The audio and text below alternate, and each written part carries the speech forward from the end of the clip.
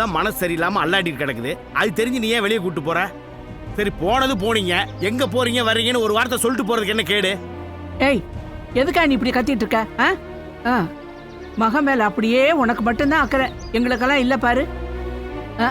அப்படி அக்கறையா இருக்கிறவன் என்ன செஞ்சிருக்கணும்? நீ 4-5 நாளா சாப்பிடாம இருக்கால, அவளை என்ன ஏதுன்னு கேட்டு சாப்பிட வைக்க வேண்டியதானே?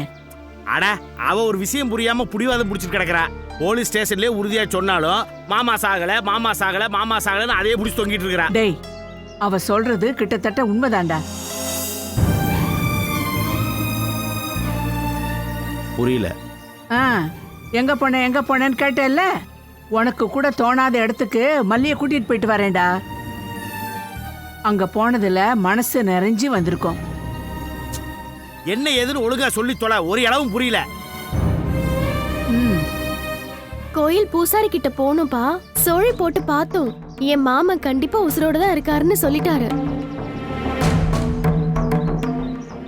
சோழி போட்டு பாத்தீங்களா? ஆமாப்பா, பூசாரியே ரொம்ப உறுதியா சொல்லிட்டாரு. மாமாவோட சாவுக்கு உண்டான எந்த அமைப்பும் இல்லையா, அடிபட்டிருக்கணும், எழுந்து நடந்து போயிருக்கணும்னு கண்ணால பார்த்த மாதிரியே சொல்றாருப்பா. ஏய், என்ன முழிக்கிற? இதுக்கும் ஏதாவது சொல்ல. சோழி எல்லாம் சும்மா பூசாரி ஏதோ உளறாருன்னு சொல்ல பாப்போம்.